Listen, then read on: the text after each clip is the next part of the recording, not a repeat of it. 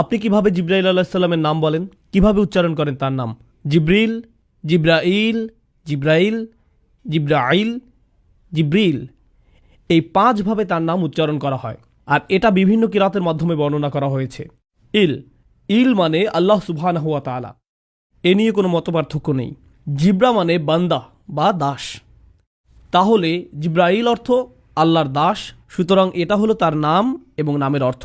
রসুল সাল্লাল্লাহু আলাইহি সাল্লাম এবং আল্লাহ সুবহানাহু ওয়া তাআলা কীভাবে তাকে সম্বোধন করতেন, এটা আসলে একটা মজার বিষয়। যখন আমি এই বিষয়ে গবেষণা করা শুরু করলাম, প্রথম দিন এটা দেখে খুব অবাক হলাম যে আমি বুখারী শরীফ থেকে জিব্রাইল আলাইহিস সালাম সম্পর্কে বর্ণিত সকল হাদিস সংগ্রহ করলাম। প্রথমে যে হাদিস জিব্রাইল আলাইহিস সালামের নাম উল্লেখ করা আছে, রসুল সাল্লাল্লাহু আলাইহি সাল্লাম বলেন জিব্রিল সাল্লাল্লাহু আলাইহি সাল্লাম। আমরা সাধারণত জিব্রিলকে আলাইহিস সালাম বলে সম্বোধন করি, যার অর্থ তার উপর শান্তি বর্ষিত হোক, কিন্তু রসুল সাল্লাল্লাহু আলাইহি সাল্লাম তার উপর সালাওয়াতও পেশ করলেন সাল্লাল্লাহু আলাইহি সাল্লাম। রসুল সাল্লাল্লাহু আলাইহি সাল্লাম এটা করলেন জিব্রাইল আলাইহিস সালামের উচ্চ মর্যাদার কারণে। আরেকটা ব্যাপার, রসুল সাল্লাল্লাহু আলাইহি সাল্লাম প্রায় তার নাম বলে তাকে সম্বোধন করতেন না। জানেন কিভাবে করতেন? তিনি বলতেন, যিনি আমার রবের নিকট থেকে আসেন। আল্লাহ সুবহানাহু ওয়া তাআলা বিভিন্ন উপায়ে তাকে সম্বোধন করেন, সবগুলো আমার পক্ষে বর্ণনা করা সম্ভব নয়, এটা আরেকটা বিশাল অধ্যয়নের ব্যাপার। যিনি আমার রবের নিকট থেকে আসেন, ইনশাআল্লাহ ভবিষ্যতে এই বিষয়ে আলোচনা করা যাবে। তবে সবচেয়ে কমন যে বিষয়টি আপনি পাবেন তা হলো রূহ, স্পিরিট, শব্দটি আত্মা। আল্লাহ তাকে বলেন আর রূহুল কুদুস, পবিত্র আত্মা। আল্লাহ বলেন আর রূহুল আমিন, বিশ্বাসী আত্মা। আল্লাহ বলেন রূহানা, আমাদের আত্মা। আল্লাহ তাকে আরও ডাকেন রাসূলুন করিম, সম্মানিত বার্তাবাহক। সর্বশেষ আরেকটি নাম বলেই আমরা অগ্রসর হব সময় স্বল্পতার কারণে। এই নামটি আল্লাহ বা রাসূল সাল্লাল্লাহু আলাইহি সাল্লামের পক্ষ থেকে নয়, বরং ওয়ারাকা ইবনে নওফলের কাছ থেকে, যিনি ছিলেন খাদিজা রাদিয়াল্লাহু তাআলা আনহার চাচাতো ভাই। ওয়ারাকা বলেছিলেন ইনি হলেন আন-নামুস, যাকে মুসা আলাইহিস সালামের কাছে প্রেরণ করা হয়েছিল। জিব্রাইল আলাইহিস সালাম দেখতে কেমন ছিলেন? জিব্রাইল আলাইহিস সালাম বিভিন্ন রকম আকৃতি ধারণ করতেন। তিনি মানুষের আকৃতি ধারণ করতেন, আবার কখনো কখনো তিনি ফেরেশতার আকৃতিও ধারণ করতেন। রাসূল সাল্লাল্লাহু আলাইহি সাল্লাম বলেন, আমি জিব্রাইল আলাইহিস সালামকে দেখেছি আর তার ছিল 600 ডানা। রসুল সাল্লাল্লাহু আলাইহি সাল্লাম বলেন, তিনি আল্লাহ প্রদত্ত একটি বিশাল সিংহাসনে উপবিষ্ট হয়ে সম্পূর্ণ দিগন্তকে ঢেকে ফেলতেন। রসুল সাল্লাল্লাহু আলাইহি সাল্লাম আরও বলেন, ওই 600 ডানা শুধু ছড়ানোই থাকতো না, তার ডানাগুলো থেকে প্রতিনিয়ত মণিমুক্তা ঝরতে থাকতো। আর তার ডানা রং ছিল সবুজ, তার পায়ের পাতার রঙও ছিল সবুজ। ফেরেশতার আকৃতিতে তাকে এমন দেখাতো। আর তিনি হলেন অন্য সকল ফেরেশতাদের চেয়ে আলাদা। মানুষ্য আকৃতিতে তাকে কেমন দেখাতো? জিব্রাইল আলাইহিস সালাম কয়েকজন মানুষের আকৃতি ধারণ করতেন, তাকে বিভিন্ন রকম দেখাতো। কিন্তু যখন তিনি রসুল সাল্লাল্লাহু আলাইহি সাল্লামের নিকট আসতেন, তিনি সুনির্দিষ্ট একটি রূপ নিয়ে আসতেন। রাসূল সাল্লাল্লাহু আলাইহি সাল্লাম বলেন, দিহইয়া ইবনে খলিফা আল কলবি রাদিয়াল্লাহু তাআলা আনহুর মতো দেখাতো। দিহইয়া রাদিয়াল্লাহু তাআলা আনহুকে একজন সুন্দর ফেরেশতা। দিহইয়া রাদিয়াল্লাহু তাআলা আনহুকে বলা হতো বনু কলবের ইউসুফ। ইউসুফ আলাইহিস সালাম সম্পর্কে মহিলারা কি বলেছিল? ইনি একজন সুদর্শন ফেরেশতা। তো দিহইয়াকে বলা হতো বনি কলবের ইউসুফ। মহিলারা দিহইয়াকে পছন্দ করত। আল্লাহ সুবহানাহু ওয়া তাআলা এবং জিব্রাইল আলাইহিস সালামের সম্পর্ক কেমন? প্রথমত, তিনি হলেন কালিমুল্লাহ মিনাল মালাইকা, ফেরেশতাদের পক্ষ থেকে যার সাথে আল্লাহ কথা বলেন তিনি হলেন জিব্রাইল আলাইহিস সালাম। আপনি হয়তো ভাবতে পারেন আল্লাহ কি সকল ফেরেশতাদের সাথে কথা বলেন? না, মানুষের মাঝ থেকে যেমন নির্দিষ্ট কয়েকজনের সাথে আল্লাহ সরাসরি কথা বলেন, ঠিক তেমনি ফেরেশতাদের মাঝ থেকেও নির্দিষ্ট কয়েকজনের সাথে আল্লাহ সরাসরি কথা বলেন। আল্লাহ 4 জন ফেরেশতার সাথে কথা বলেন, মুকাসসিমাতি আমরা, যারা আল্লাহর বিভিন্ন নির্দেশের বাস্তবায়ন ঘটান। এই 4 জনের সাথে আল্লাহ সরাসরি কথা বলার বর্ণনা পাওয়া যায়, কিন্তু আল্লাহ সবসময় সরাসরি জিব্রাইল আলাইহিস সালামের সাথে কথা বলে থাকেন। এমন একজন নবীর কাহিনীও আপনি পাবেন না যেখানে জিব্রাইল আলাইহিস সালামের আলোচনা নেই। আপনি যদি কাসাসুল আম্বিয়া পড়েন, প্রত্যেক নবীর আলোচনায় কোনো না কোনোভাবে জিব্রাইল আলাইহিস সালামের নাম উঠে আসবেই, কারণ তাকে 1,24,000 পয়গম্বরের কাছে পাঠানো হয়েছিল। মুস্তাদ ইমাম আহমদের একটি হাদিসে 1,24,000 নবীর কথা উল্লেখ আছে। তাদের মাঝে 350 জন ছিলেন রসুল। তাদের প্রত্যেকের কাছে জিব্রাইল আলাইহিস সালামকে পাঠানো হয়েছিল তাদেরকে শিক্ষা দেওয়ার জন্য, গড়ে তোলার জন্য, সমর্থন দেওয়ার জন্য, প্রতিরক্ষার জন্য। তিনি প্রথম থেকেই তাদের সাথে ছিলেন। তার আরেকটি উপাধি ছিল নাসরুল আম্বিয়া, তিনি ছিলেন নবীদের সাহায্যকারী। জিব্রাইল আলাইহিস সালামই ইব্রাহিম আলাইহিস সালামকে শয়তানের প্রতি পাথর ছুঁড়তে বলেছিলেন, আর আমরা সেই ঘটনার স্মরণে শয়তানের প্রতি পাথর ছুঁড়ি। সুবহানাল্লাহ, দেখুন সেই ঘটনার কত চমৎকার ঐতিহ্য আমাদের। জিব্রাইল আলাইহিস সালামই ইব্রাহিম আলাইহিস সালামকে হজের নিয়মকানুন শিখিয়েছিলেন। কখনো কখনো জিব্রাইল আলাইহিসসালামের ভূমিকাকে স্পষ্টরূপে উল্লেখ করা হয় না। ইউসুফ আলাইহিসসালামের গল্পে কখনো কি জিব্রাইল আলাইহিসসালামের উল্লেখ পেয়েছেন? আপনি ইউসুফ আলাইহিসসালামের উপর বিশাল আলোচনা শুনতে পারেন, সেখানে হয়তো জিব্রাইল আলাইহিসসালামের কথা কখনো বলা হয় না, কিন্তু তিনি সেখানে ছিলেন। আয়াতে বলা হয় ওয়ালাম্মা বালাগা আশুদ্দাহু আতাইনাহু হিকমা ওয়া ইলমা। তিনি যখন প্রাপ্তবয়স্ক হলেন তখন আমরা তাকে প্রজ্ঞা এবং জ্ঞান দিয়েছি। এতে ইঙ্গিত পাওয়া যায় যে তার নবুয়ত অনেক কম বয়সে শুরু হয়। আল্লাহ এবং জিব্রাইল আলাইহিসসালামের সাথে তার সম্পর্ক অনেক কম বয়স থেকেই শুরু হয়। জিব্রাইল আলাইহিসসালামের সাথে হযরত ইউসুফের কখন প্রথম দেখা হয়? যখন তার ভাইরা তাকে সেই কূপে নিক্ষেপ করেছিল আর তিনি কূপের তলায় পড়তে যাচ্ছিলেন, তখন তিনি এমন এক লোকের হাতের উপর ল্যান্ড করলেন যাকে তিনি আগে কখনো দেখেননি। তিনি ছিলেন জিব্রাইল আলাইহিসসালাম। জিব্রিল তাকে ধরে ফেলেন যেন ইউসুফ আলাইহিসসালাম পড়ে গিয়ে ব্যথা না পান। সুবহানাল্লাহ! চিন্তা করে দেখুন, ইবনুল কাইয়্যিম রাহিমাহুল্লাহ এ ব্যাপারে মন্তব্য করতে গিয়ে বলেন, এই ঘটনার নিদর্শন রয়েছে যে কোন সৃষ্টি আল্লাহর রজ্জুকে ধারণ করলে আল্লাহ অবশ্যই তাকেও ধারণ করেন, তিনি আপনাকে পড়ে যেতে দিবেন না। মাঝে মাঝে এই উল্লেখটা খুব সূক্ষ্ম, আপনি হয়তো কোনো লক্ষণীয় উল্লেখের কথা শুনেন না। এখানে জিব্রাইল আলাইহিস সালামের ভূমিকাটা খুবই তাৎপর্যপূর্ণ। ইউসুফ আলাইহিস সালাম যেন পড়ে গিয়ে ব্যথা না পান সেজন্য আল্লাহ তাকে পাঠালেন ধরে ফেলার জন্য। কখনো কখনো বর্ণিত গল্পের নবীর সাথে নয়, বরং নবীর শত্রুদের সাথে জিব্রাইল আলাইহিস সালামের উল্লেখ পাওয়া যায়। তো মুসা আলাইহিস সালামের ঘটনায় তিনি মুসা আলাইহিস সালামের সাথে বহুবার ছিলেন, কিন্তু মুসা আলাইহিস সালামের ঘটনায় আমরা জিবরিল আলাইহিস সালামের উল্লেখের যে সহিহ বর্ণনা পাই তা আসলে তার শত্রু ফেরাউনের সাথে। তিরমিজি শরীফের একটি হাদিসে বর্ণিত আছে, জিবরাইল আলাইহিস সালাম নবী করিম সাল্লাল্লাহু আলাইহি ওয়াসাল্লামের নিকট আসলেন এবং তাকে বললেন, ফেরাউনের মৃত্যুর দিন যদি আপনি আমাকে দেখতেন, সে যখন সমুদ্রের তলায় ডুবে মারা যাচ্ছিল, আমি গিয়ে তাকে পেলাম এবং তার মুখে কাদা নিক্ষেপ করতে লাগলাম। আমি ভয় পাচ্ছিলাম যে সে হয়তো লা ইলাহা ইল্লাল্লাহ বলে ফেলবে আর ফলে আল্লাহ তাকে ক্ষমা করে দিবেন, কারণ আমি ভয় পাচ্ছিলাম যে সে হয়তো অনুশোচনা করে লা ইলাহা ইল্লাল্লাহ বলে ফেলবে। আল্লাহ সুবহানাহু ওয়া তাআলাকে জিবরাইল আলাইহিস সালামের চেয়ে বেশি কে চেনে? জিবরাইল আলাইহিস সালাম জানেন আল্লাহ এতই দয়ালু যে এমনকি ফেরাউনের মতো পাপিষ্ঠরও সুযোগ রয়েছে, আর তিনি আশঙ্কা করছিলেন যে ফেরাউনের এক মুহূর্তের অনুশোচনা তার হয়তো সারা জিন্দেগীর অপরাধ মুছে দিতে পারে। জিবরাইল আলাইহিস সালাম চিন্তিত ছিলেন যে ফেরাউনের জন্য হয়তো একটা সুযোগ তৈরি হতে পারে। এখন জিবরাইল আলাইহিস সালাম কি ফেরাউনের ভাগ্য নষ্ট করে দিয়েছেন? না, আল্লাহ জিবরাইল আলাইহিস সালামকে বলেন, হে জিবরাইল, আমার ইজ্জত ও গৌরবের কসম, যদি সে আন্তরিকতার সাথে ক্ষমা চাইতো আমি তাকে ক্ষমা করে দিতাম। তার মুখে তোমার কাদা নিক্ষেপ কোনো কাজে আসতো না, আমি তবু তাকে ক্ষমা করে দিতাম। তার মুখে তোমার কাদা নিক্ষেপ কোনো কাজে আসতো না, আমি তবু তাকে ক্ষমা করে দিতাম। এখন দেখুন, আপনি হয়তো ভাবতে পারেন মুখে কাদা মারার কারণ কি? যখন পাপী ব্যক্তি মারা যায়, ফেরেশতারা তার মুখে আঘাত করতে থাকে। জিবরাইল আলাইহিস সালাম কেন ফেরাউনকে এত ঘৃণা করতেন? তিনি বলেন, আমি সেদিন থেকে তাকে ঘৃণা করতাম যেদিন সে বলেছিল, আমি তোমাদের শ্রেষ্ঠ প্রভু। হাদিসে আমরা জিবরাইল আলাইহিস সালামের একটা বিষয় দেখতে পাই, মাঝে মাঝে যখন জিবরাইল আলাইহিস সালাম রাসূল সাল্লাল্লাহু আলাইহি সাল্লামের কাছে আসতেন, তিনি বলতেন না আল্লাহ এটা বলেছেন, বরং তিনি বলতেন আল আলা, সর্বোত্তম প্রভু, সর্বোত্তম প্রভু। এতে আল্লাহ সুবহানাহু ওয়া তাআলার প্রতি জিবরাইল আলাইহিস সালামের অপরিসীম শ্রদ্ধার প্রকাশ পায়। পরিশেষে ইমরানের পরিবারের সাথে কোনো সময় জিবরাইল আলাইহিস সালামকে নবীর সাথে উল্লেখ না করে নবীর পরিবারের সাথে উল্লেখ করা হয়। তো আমরা মরিয়ম আলাইহিস সালামের ঘটনা জানি। মরিয়ম আলাইহিস সালাম মসজিদের বাইরে পূর্ব দিকের কোনো এক স্থানে যেতেন, মাকানান শারকিয়া। তিনি মাসে একবার মসজিদের বাইরে পূর্ব দিকের কোনো এক জায়গায় যেতেন। অনেক আলেমের মতে সেটা ছিল সূর্যোদয় দেখার উদ্দেশ্যে। তিনি সেখানে গিয়ে সূর্যোদয় দেখতেন আর আল্লাহর জিকির করতেন। তিনি সেখানে মাটিতে দুটো লাঠি গেড়ে পর্দা টাঙিয়ে দিতেন, যেন এই খোলা জায়গায় মানুষ বুঝতে পারে এটা তার বসার জায়গা, কেউ যেন এটার নিকটে না আসে। তিনি অল্প বয়স্ক মেয়ে ছিলেন, 14 থেকে 18 বছর বয়সের।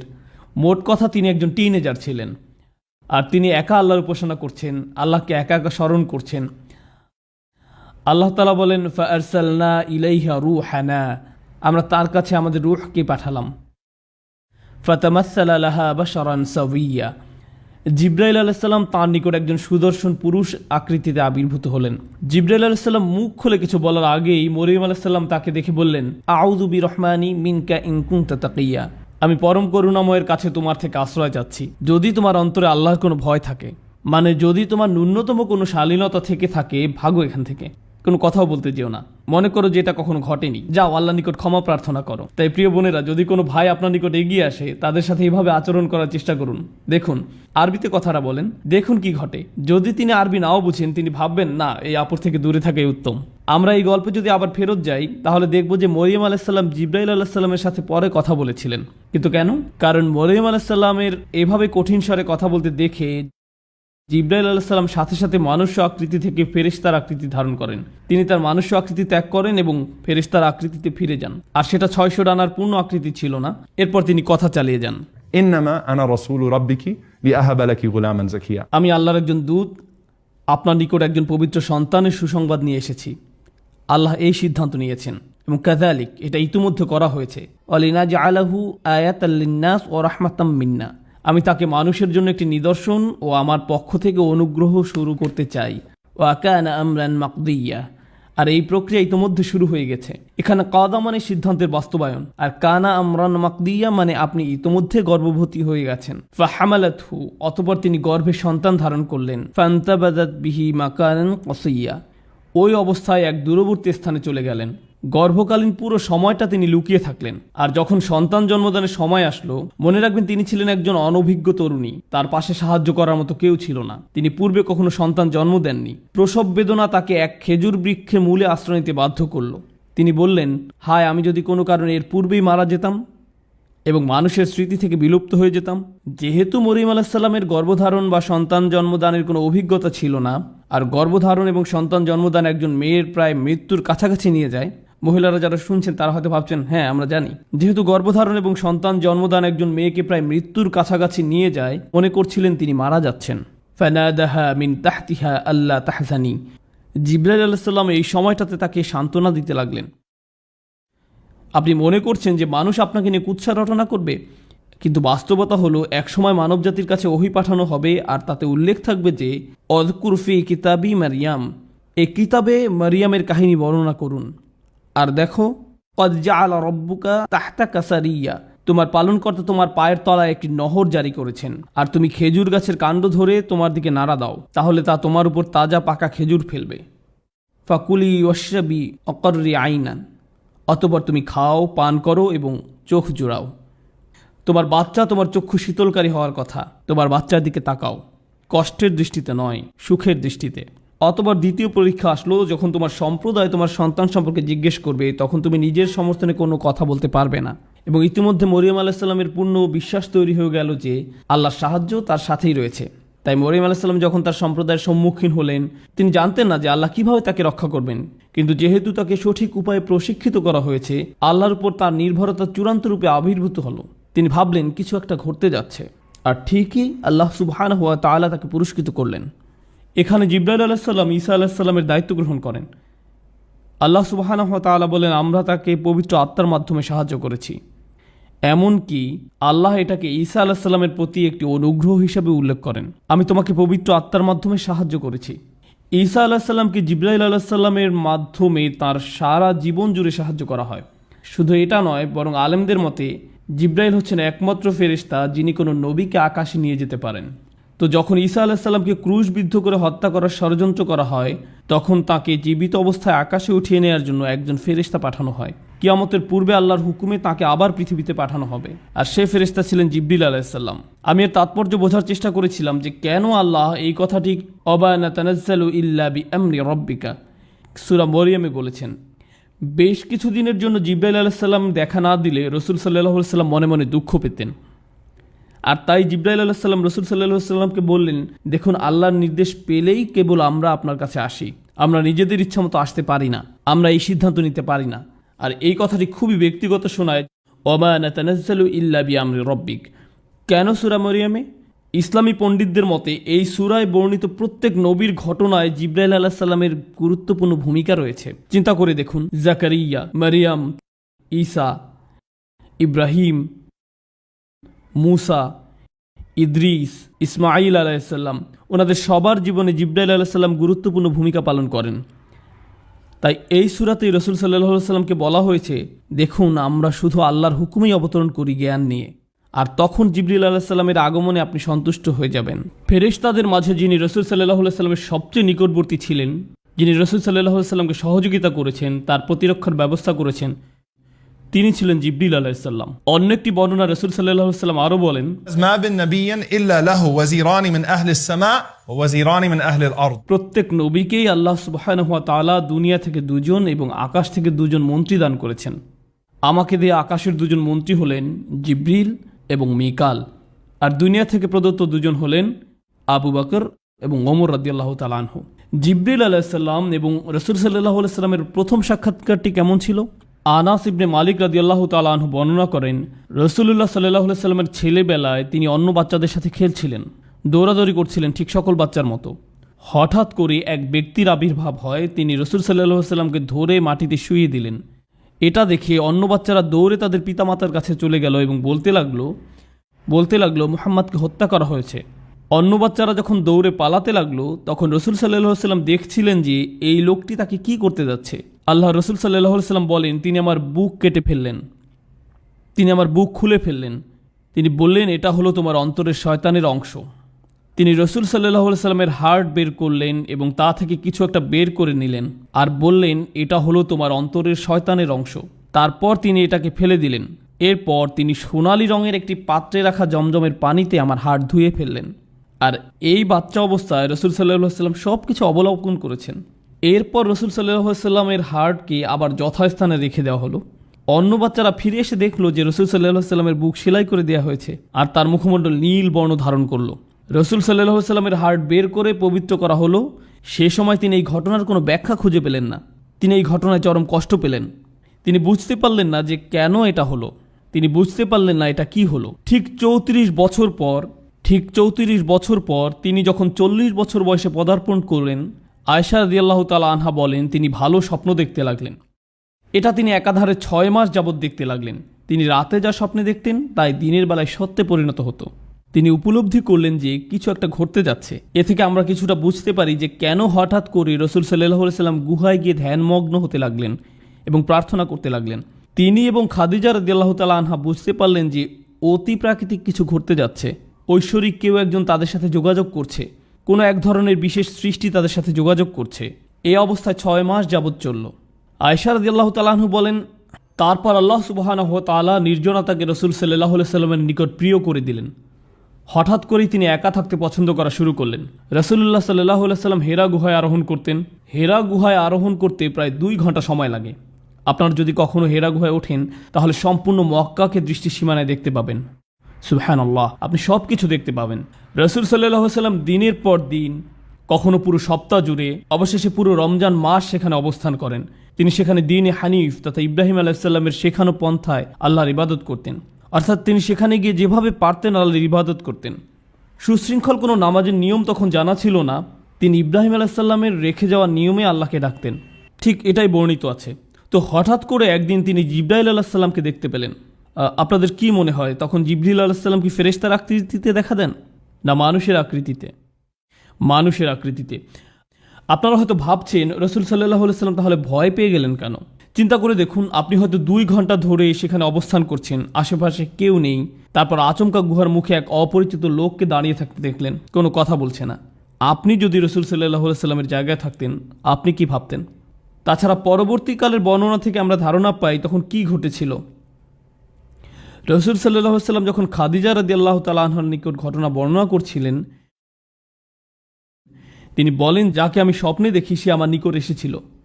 সুতরাং আমরা আরও বুঝলাম যে রাসূল সাল্লাল্লাহু আলাইহি সাল্লাম ইতোমধ্যে জিবরাইল আলাইহিস সালামকে স্বপ্নে দেখেছিলেন। তো তিনি চিন্তা করছিলেন, অদ্ভুত, আমি তো এখন ঘুমাচ্ছি না, আমি তো স্বপ্নে নেই, বাস্তবে। এর থেকে জিবরিল আলাইহিস সালাম কেন রাসূল সাল্লাল্লাহু আলাইহি সাল্লামকে জড়িয়ে ধরেছিলেন? এটা স্বপ্ন নয়, বাস্তব। ইকরা, পড়ুন, আপনি কোনো কল্পিত কিছু দেখছেন না। এটা কল্পিত কোনো ছায়ামূর্তি নয়। আমি আপনাকে শক্ত করে জড়িয়ে ধরছি শুধু আমার বাস্তবতা বোঝাতে নয়। ইন্না সানুলকি আলাইকা কওলান সাকিলা, যে ওহী আপনার উপর নাজিল হতে যাচ্ছে তা হবে অত্যন্ত ভারী। এই বাণী ধারণ করার জন্য আপনাকে প্রস্তুত হতে হবে। এরপর তিনি তাকে আদেশ করলেন, পড়ুন। তারপর রাসূল সাল্লাল্লাহু আলাইহি সাল্লামকে ছেড়ে দিলেন। রাসূল সাল্লাল্লাহু আলাইহি সাল্লাম বললেন, আমি পড়তে জানি না। জিবরিল আলাইহিস সালাম তাকে আবারও শক্ত করে জড়িয়ে ধরলেন এবং বললেন, ইকরা। রাসূল সাল্লাল্লাহু আলাইহি সাল্লাম বললেন, আমি পড়তে জানি না। জিবরিল আলাইহিস সালাম রাসূল সাল্লাল্লাহু আলাইহি সাল্লামকে তৃতীয়বারের মতো শক্ত করে জড়িয়ে ধরলেন এবং পরবর্তীকালে রাসূল সাল্লাল্লাহু আলাইহি সাল্লাম বর্ণনা করেন, জিবরিল আলাইহিস সালাম আমাকে এত শক্ত করে জড়িয়ে ধরেন যে আমি মনে করছিলাম আমি মারা যাব। তিনি বললেন, পড়ুন। রাসূল সাল্লাল্লাহু আলাইহি সাল্লাম বললেন, কি পড়ব? ঠিক তখন জিবরিল আলাইহিস সালাম বললেন, ইকরা বিইসমি রাব্বিকাল্লাযী খলাক, পাঠ করুন আপনার পালনকর্তার নামে যিনি সৃষ্টি করেছেন। খলাকাল ইনসানা মিন আলাক, যিনি মানুষকে সৃষ্টি করেছেন আলাক থেকে। ইকরা ওয়া রাব্বুকাল আকরাম, পাঠ করুন আপনার পালনকর্তা মহা দয়ালু যিনি কলমের সাহায্যে শিক্ষা দিয়েছেন। শিক্ষা দিয়েছেন মানুষকে যা সে জানতো না। রসুল সাল্লাল্লাহু আলাইহি সাল্লাম যখন ওহী গ্রহণ করছিলেন, জিবরিল আলাইহিস সালাম তাকে আর জড়িয়ে ধরলেন না, আবার চলেও গেলেন না। রসুল সাল্লাল্লাহু আলাইহি সাল্লাম গুহা ত্যাগ করে তাড়াতাড়ি নেমে গেলেন। খাদিজা রাদিয়াল্লাহু তাআলা আনহা বললেন, কি হয়েছে? এখন দেখুন, রসুল সাল্লাল্লাহু আলাইহি সাল্লাম যখন তাকে বললেন কি ঘটেছে, খাদিজা রাদিয়াল্লাহু তাআলা আনহা সহজেই তাকে বলতে পারতেন, আপনি ওই গুহায় যাওয়া বন্ধ করে দিন, আপনার মনে হয় বাসায় থাকা উচিত, আপনার ওই ঘরের কোনায় ধ্যান করতে পারেন, কেউ আপনাকে ডিস্টার্ব করবে না, ইনশাআল্লাহ এরকম কিছু আর ঘটবে না। তিনি এসবের কিছুই বললেন না। দেখুন কেমন চমৎকার ছিলেন তিনি, সুবহানাল্লাহ। রসুল সাল্লাল্লাহু আলাইহি সাল্লাম নিজে নিজের উপর বিশ্বাস করার আগে খাদিজা তার উপর বিশ্বাস করেন। সত্যি তিনি রসুল সাল্লাল্লাহু আলাইহি সাল্লামকে বলেন, আল্লাহ কখনোই আপনাকে অপমানিত করবেন না। তিনি রসুল সাল্লাল্লাহু আলাইহি সাল্লামের গত 15 বছরের জীবনী বর্ণনা করতে লাগলেন। আপনি এমন মানুষ যিনি আত্মীয়তার বন্ধন রক্ষা করেন, আপনি এতিমদের যত্ন নেন, আপনি আপনার প্রতিবেশী এবং মেহমানদের প্রতি উদার, আপনি কোনো সমস্যায় পড়লে তার দায়িত্ব কাঁধে তুলে নেন, আল্লাহ কখনোই আপনাকে অপমানিত করবেন না। খাদিজা রাদিয়াল্লাহু তাআলা আনহা বলেন, চলেন ওয়ারাকার কাছে যাই। তো তাঁরা তার নিকট গেলেন। রসুল সাল্লাল্লাহু আলাইহি সাল্লাম যা দেখলেন তা ওয়ারাকার নিকট বর্ণনা করলেন। ওয়ারাকা সাথে সাথে বলে উঠলেন, ইনি নামুস, আপনি সেই রসুল যার জন্য সবাই অপেক্ষা করছে। এই ফেরেশতাই মুসা আলাইহিস সালামের কাছে এসেছিলেন। আমি যদি যুবক হতাম তাহলে আপনাকে সাহায্য করতে পারতাম যখন আপনার সম্প্রদায় আপনার বিরোধিতা করবে। এরপর কি ঘটেছিল? আয়েশা রাদিয়াল্লাহু তাআলা আনহা বর্ণনা করেন, এরপর বহু দিন যাবৎ ওহী অবতীর্ণ হওয়া বন্ধ থাকে। রসুল সাল্লাল্লাহু আলাইহি সাল্লাম অপেক্ষা করতে লাগলেন যেন সেই ফেরেশতা আবার দেখা দেন। রসুল সাল্লাল্লাহু আলাইহি সাল্লাম আবার ওই পাহাড়ে ঘুরতে লাগলেন। তিনি নিজের ভাষায় তা এভাবে বর্ণনা করেন যে তার মানসিক অবস্থা এমন ছিল যে তিনি যেন চাইতেন নিজেকে পাহাড় থেকে ছুঁড়ে ফেলে দিতে। তিনি স্পষ্ট রূপে জানতে চান যে কি ঘটেছে। প্রতিবার রসুল সাল্লাল্লাহু আলাইহি সাল্লাম পাহাড়ে গেলে জিবরিল আলাইহিস সালামের কণ্ঠ শুনতে পেতেন, ও মুহাম্মদ, আপনি আল্লাহর সত্য রসুল। এতে রসুল সাল্লাল্লাহু আলাইহি সাল্লাম কিছুটা সান্ত্বনা পেতেন এবং ঘরে ফিরে আসতেন। এরপর পরবর্তীতে তিনি শুধু যে ও মুহাম্মদ আপনি আল্লাহর সত্য রসুল এ কথা বলতেন তা নয়, তিনি আরও বলতেন, আমি জিবরিল। তো তিনি রসুল সাল্লাল্লাহু আলাইহি সাল্লামের নিকট বিষয়টা পরিষ্কার করলেন যে তিনি জিবরিল আলাইহিস সালাম, কিন্তু তবুও কোনো কোরআন বা ওহী অবতীর্ণ হয়নি। অবশেষে অন্য একদিন রসুল সাল্লাল্লাহু আলাইহি সাল্লাম হাঁটছিলেন, আর এবার ইয়া মুহাম্মদ ইন্নাকা রাসূলুল্লাহি হাক্কা, ও মুহাম্মদ আপনি আল্লাহর সত্য রসুল। বুখারী শরীফে জাবির রাদিয়াল্লাহু তাআলা আনহু থেকে বর্ণিত আছে, রসুল সাল্লাল্লাহু আলাইহি সাল্লাম হাঁটছিলেন, তারপর হঠাৎ উপরের দিকে তাকিয়ে দেখলেন জিবরিল আলাইহিস সালাম তার পরিপূর্ণ ফেরেশতা আকৃতি ধারণ করে সম্পূর্ণ আকাশ ঢেকে আছেন, সম্পূর্ণ দিগন্ত ঢেকে আছেন। আল্লাহ জিবরিল আলাইহিস সালাম সম্পর্কে বলেন, যু মিররাতিন ফাস্তাওয়া, প্রজ্ঞার অধিকারী, সে নিজ আকৃতিতে স্থির হয়েছিল। জিবরিল আলাইহিস সালাম পুরো আকাশ জুড়ে আবির্ভূত হলেন। রসুল সাল্লাল্লাহু আলাইহি সাল্লাম জিবরিল আলাইহিস সালামকে তাঁর সকল ডানা সমেত পরিপূর্ণ আকৃতিতে দেখতে লাগলেন। সুম্মা দানা ফাতাদাল্লা, তিনি রসুল সাল্লাল্লাহু আলাইহি সাল্লামের নিকটবর্তী হতে লাগলেন। তিনি রসুল সাল্লাল্লাহু আলাইহি সাল্লামের কাছাকাছি আসলেন। রসুল সাল্লাল্লাহু আলাইহি সাল্লাম মাটিতে পড়ে গেলেন। তিনি নিজেই বলছেন যে আমার অতি নিকটবর্তী হওয়াতে আমি এত ভয় পেয়েছিলাম যে আমি মাটিতে পড়ে গেলাম। রসুল সাল্লাল্লাহু আলাইহি সাল্লাম দ্রুত বাড়িতে ফিরে গেলেন আর খাদিজা রাদিয়াল্লাহু তাআলা আনহাকে বলতে লাগলেন, আমাকে ঢেকে দাও, আমাকে ঢেকে দাও, আমাকে ঢেকে দাও। আর ঠিক তখন পরবর্তী ওহী অবতীর্ণ হয়, ইয়া আইয়ুহাল মুদ্দাসসির কুম ফাআনযির ওয়া রাব্বাকা ফাকাব্বির ওয়া সিয়াবাকা ফাতাহহির, হে চাদর আবৃতকারী, উঠুন, সতর্ক করুন। সুবহানাল্লাহ। চিন্তা করে দেখুন, প্রথম ওহী অবতীর্ণ হওয়ার সময় তিনি হেরা গুহায় ছিলেন, আর দ্বিতীয়বার তিনি যখন খাদিজা রাদিয়াল্লাহু তাআলা আনহার কাছে ছিলেন তখন ওহী অবতীর্ণ হয়। হে চাদর আবৃতকারী, উঠুন, সতর্ক করুন, আপনার পালনকর্তার মহত্ব ঘোষণা করুন, আপন পোশাক পবিত্র করুন, মূর্তি পরিত্যাগ করুন। এই হলো প্রথম দিকের ওহী অবতীর্ণ হওয়ার ঘটনা। আয়েশা রাদিয়াল্লাহু তাআলা আনহা বলেন, এরপর থেকে একটির পর একটি ওহী অবতীর্ণ হতে লাগলো। অর্থাৎ দীর্ঘ বিরতির পর আসে সূরা মুদ্দাসসির, সূরা মুজাম্মিল, সূরা দুহা এবং আরও অনেক সূরা ক্রমাগত রসুল সাল্লাল্লাহু আলাইহি সাল্লামের নিকট অবতীর্ণ হতে থাকে। এভাবেই শুরু। রসুল সাল্লাল্লাহু আলাইহি সাল্লাম বুঝতে পারলেন কি ঘটছে। তিনি বুঝতে পারলেন যে তিনি আল্লাহর রসুল। রসুল সাল্লাল্লাহু আলাইহি সাল্লাম এখন আর জিবরিল আলাইহিস সালামের উপস্থিতি থেকে ভয় পান না। বিষয়টা তার কাছে পরিষ্কার হয়ে গেল। জিবরিল আলাইহিস সালাম এবং রসুল সাল্লাল্লাহু আলাইহি সাল্লামের মাঝে ব্যক্তিগত কথোপকথন। জিবরিল আলাইহিস সালাম রসুল সাল্লাল্লাহু আলাইহি সাল্লামের ঘরে বহুবার এসেছিলেন। কোনো সাহাবী তাকে দেখতে পেতেন, আবার কেউ দেখতে পেতেন না। একদিন আব্বাস রাদিয়াল্লাহু তাআলা আনহু তার সন্তান আব্দুল্লাহ রাদিয়াল্লাহু তাআলা আনহুকে নিয়ে রসুল সাল্লাল্লাহু আলাইহি সাল্লামের সাথে সাক্ষাৎ করতে আসলেন। আব্বাস রাদিয়াল্লাহু তাআলা আনহু রসুল সাল্লাল্লাহু আলাইহি সাল্লামকে সম্বোধন করে কথা বলছিলেন, কিন্তু তিনি সাড়া দিচ্ছিলেন না। রসুল সাল্লাল্লাহু আলাইহি সাল্লাম কোনো কথা না বলাতে আব্বাস রাদিয়াল্লাহু তাআলা আনহু চলে যান। চলার পথে আব্বাস রাদিয়াল্লাহু তাআলা আনহু আব্দুল্লাহ রাদিয়াল্লাহু তাআলা আনহুকে বলেন, তোমার চাচতো ভাই কেন আমার সাথে কথা বলল না? আব্দুল্লাহ রাদিয়াল্লাহু তাআলা আনহু বললেন, আপনি কি দেখেননি যে রাসূল সাল্লাল্লাহু আলাইহি সাল্লাম তার সামনে বসা এক লোকের সাথে কথা বলছিলেন? আব্বাস রাদিয়াল্লাহু তাআলা আনহু বললেন, কোন মানুষের সাথে? আব্বাস রাদিয়াল্লাহু তাআলা আনহু আবার রাসূল সাল্লাল্লাহু আলাইহি সাল্লামের কাছে ফিরে আসলেন এবং জিজ্ঞেস করলেন, তখন কেউ কি আপনার সাথে কথা বলছিল? রাসূল সাল্লাল্লাহু আলাইহি সাল্লাম বললেন, আপনি কেন এটা জিজ্ঞেস করছেন? আব্বাস রাদিয়াল্লাহু তাআলা আনহু বললেন, কারণ আব্দুল্লাহ তাকে দেখতে পেয়েছিল। রাসূল সাল্লাল্লাহু আলাইহি সাল্লাম বললেন, রাআ, সে দেখেছে? আব্বাস রাদিয়াল্লাহু তাআলা আনহু বললেন, জি দেখেছে। তারপর রাসূল সাল্লাল্লাহু আলাইহি সাল্লাম আব্দুল্লাহ রাদিয়াল্লাহু তাআলা আনহুর জন্য দোয়া করলেন যেন আল্লাহ তার জ্ঞান বাড়িয়ে দেন। তো রাসূল সাল্লাল্লাহু আলাইহি সাল্লামের সাথে জিবরিলের ব্যক্তিগত কথোপকথনটা কেমন ছিল? রাসূল সাল্লাল্লাহু আলাইহি সাল্লাম জিবরিল আলাইহিস সালামকে বললেন, আল্লাহ বলেছেন যে আমি আপনাকে সকল জগৎবাসীর জন্য রহমত স্বরূপ প্রেরণ করেছি। তিনি জিজ্ঞেস করলেন, আমার রহমতের কোনো অংশ কি আপনার পর্যন্ত পৌঁছেছে? জবাবে জিবরিল আলাইহিস সালাম বললেন, يا محمد والله إنك أحب الأنبياء إلي আল্লাহর শপথ, ও মুহাম্মদ, আপনি আমার সবচেয়ে প্রিয় নবী। মানে আমাকে আজ পর্যন্ত এমন কারো কাছে পাঠানো হয়নি যাকে আমি আপনার থেকে বেশি ভালোবাসি। তিনি আরও বললেন, আপনার মাধ্যমে আমি নিরাপত্তা লাভ করেছি। আমি আমার ভাগ্য নিয়ে চিন্তায় থাকতাম যতক্ষণ না আপনার নিকট এই আয়াত অবতীর্ণ হলো, কুওয়াতিন ইনদাদিল আরশি মাকিন, যে শক্তিশালী আরশের মালিকের নিকট মর্যাদা সম্পন্ন প্রতিষ্ঠিত।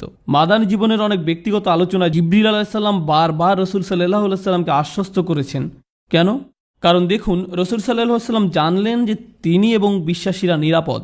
কিন্তু রাসূল সাল্লাল্লাহু আলাইহি সাল্লাম এখন কাকে নিয়ে উদ্বিগ্ন? আমাদেরকে নিয়ে, যারা পরবর্তীতে আসবে। তাই তিনি উম্মতি উম্মতি উম্মতি বলে কাঁদতেন। তাই আল্লাহ জিবরিল আলাইহিস সালামকে পাঠালেন। জিবরিল আলাইহিস সালাম বললেন, ইয়া মুহাম্মদ, আমরা আপনার উম্মতের বিষয়ে আপনাকে সন্তুষ্ট করে দিব। আমরা আপনাকে হতাশ করব না। আপনার উম্মত ঠিক থাকবে। তিনি মদিনায় রাসূল সাল্লাল্লাহু আলাইহি সাল্লামকে বারবার নিশ্চয়তা দিতেন, কারণ রাসূল সাল্লাল্লাহু আলাইহি সাল্লাম পরবর্তীতে আসা উম্মত নিয়ে উদ্বিগ্ন থাকতেন। সাহাবীরা নিরাপদ, কিন্তু যারা পরবর্তীতে আসবে তাদের কি হবে? আরেকবার ওমর রাদিয়াল্লাহু তাআলা আনহু বলেন, আর এটা বুখারীতে বর্ণিত আছে, আমি একবার মদিনাতে রাসূল সাল্লাল্লাহু আলাইহি সাল্লামের সাথে হাঁটছিলাম। হাঁটতে হাঁটতে আমরা মদিনার হাররা নামক স্থানে উপস্থিত হলাম। তিনি আমাকে এখানে বসতে বললেন। হঠাৎ তিনি হাঁটতে লাগলেন, আর তখন স্পষ্টত তিনি জিবরিল আলাইহিস সালামের সাথে কথা বলছিলেন। তারা কিছুক্ষণের জন্য হাঁটলেন, আর আমি বসে থাকলাম। আর এই হাঁটা অবস্থায় রাসূল সাল্লাল্লাহু আলাইহি সাল্লাম বলছেন, ওয়া ইনজানা ওয়া সারাক ওয়া ইনজারা ওয়া সারাক ওয়া ইনজানা ওয়া সারাক, এমনকি যদি সে জিনা করে বা চুরি করে, যদি সে জিনা করে বা চুরি করে। আর ওমর রাদিয়াল্লাহু তাআলা আনহু উত্তর শুনতে পাচ্ছিলেন না। ইয়া রাসূলুল্লাহ, ওইটা কি ছিল? রাসূল সাল্লাল্লাহু আলাইহি সাল্লাম বললেন, তিনি ছিলেন জিবরিল আলাইহিস সালাম। তিনি এসেছিলেন আমাকে সুসংবাদ দিতে যে এই উম্মতের প্রত্যেক ব্যক্তি অবশেষে জান্নাতে প্রবেশ করবে। তাই রাসূল সাল্লাল্লাহু আলাইহি সাল্লাম বললেন, এমনকি যদি সে জিনা বা চুরি করে, হ্যাঁ, এমনকি যদি সে জিনা বা চুরি করে, অবশেষে সে জান্নাতে প্রবেশ করবে। তো তিনি এভাবে রাসূল সাল্লাল্লাহু আলাইহি সাল্লামকে সান্ত্বনা দিলেন।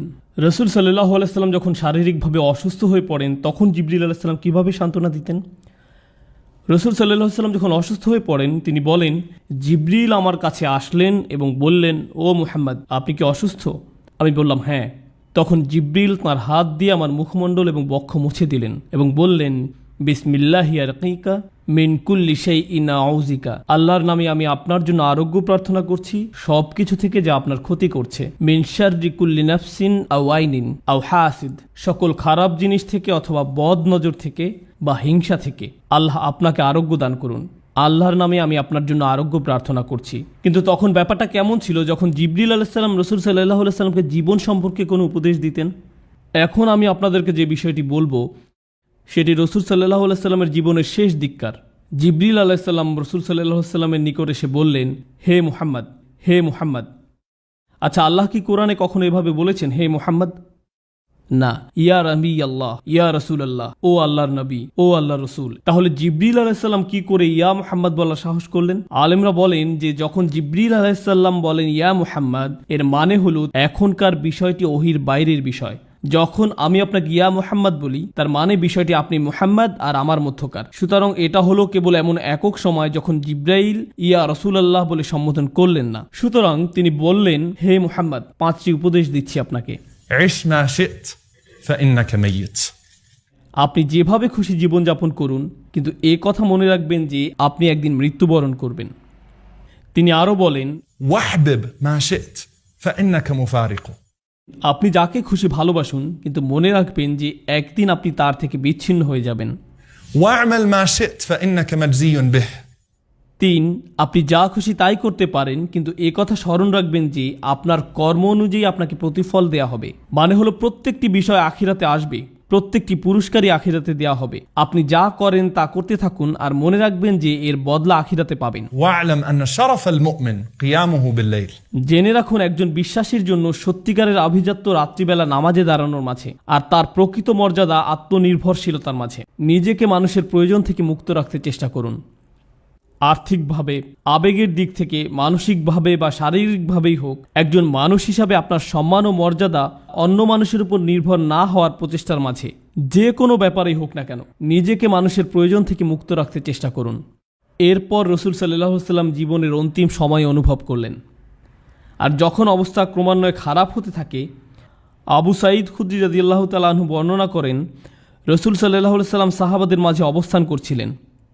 তিনি খুব সাধারণভাবে বললেন, নিশ্চয়ই আল্লাহ তাআলা তাঁর এক বান্দাকে এভাবে এখতিয়ার দিয়েছেন যে বান্দা হয় দুনিয়ার শান শওকতকে পছন্দ করবে, অথবা যা কিছু আল্লাহর কাছে রয়েছে তা থেকে পছন্দ করবে।